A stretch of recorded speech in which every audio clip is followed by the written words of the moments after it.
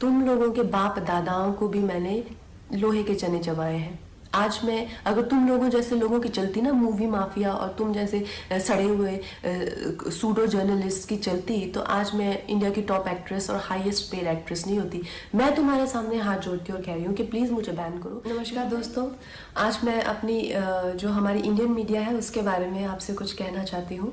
लेकिन मैं ये ज़रूर कहूँगी कि ऐसा नहीं है कि हर जगह अच्छे लोगों के साथ में कुछ बुरे लोग भी होते हैं। और जो मीडिया है उसने जितना मुझे प्रोत्साहित किया है, जितना मुझे प्रेरित किया है, इतने अच्छे सलाहकार, इतने अच्छे दोस्त जो मुझे मीडिया में मिले हैं, मैं कहूँगी कहीं ना कहीं मेरी सफलता में उनका बहुत बड़ा हाथ है। उनकी मैं हमेशा आभारी रहूँगी।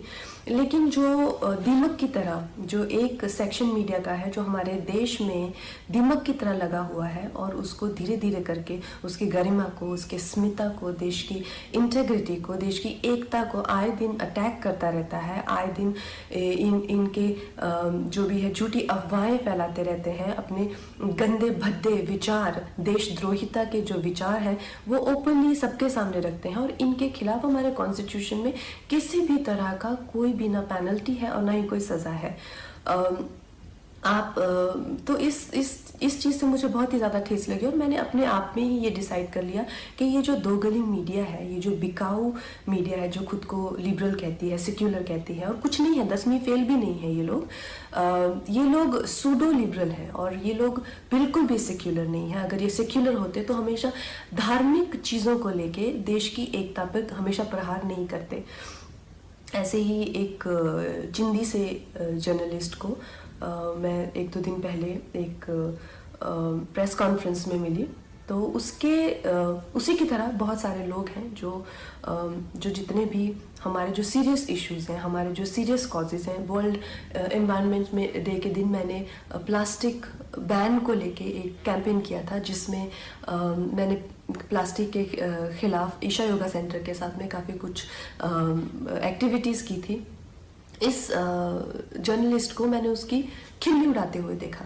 फिर मैंने काउ स्लॉटर के अगेंस्ट, एनिमल क्रूलिटी के अगेंस्ट एक कैंपेन किया, उसका भी ये मजाक उड़ा रहा था। एक शहीद पे मैंने फिल्म बनाई, उसके नाम की खिल्ली उड़ा रहा है। और प्लीज़ आप ये गौरतलब ये है कि इनके पास किसी भी तरह का कोई तर्क वितर्क, समीक्षा या विचार जो कि एक पत्रकार का हक है, उस तरीके से नहीं गाली गलौज करके, गंदी बातें लिख के, प्रोफेशनल ट्रोल्स जो हैं खुद को मुफ्त का खाना खाने पहुंच जाते हैं ये हर जगह प्रेस कॉन्फ्रेंस पे।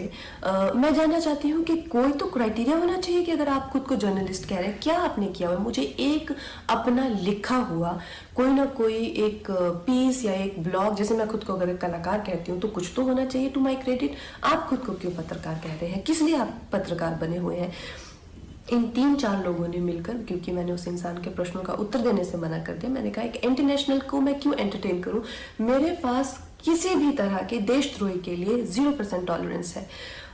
तो 3-4 लोगों ने मिलकर मेरे खिलाफ एक कोई गिल्ड बनाई है, शायद कल ही बनी है, ना ही उसकी कोई मान्यता ही है और ना ही उसकी कोई धारणा ही है। तो उस गिल्ड के चलते हुए लोगों ने मुझे धमकी देना शुरू किया है कि मुझे बैन कर देंगे या मेरी कोई चीज़ का मुझे कवर नहीं करेंगे या मेरा करियर बर्बाद कर देंगे।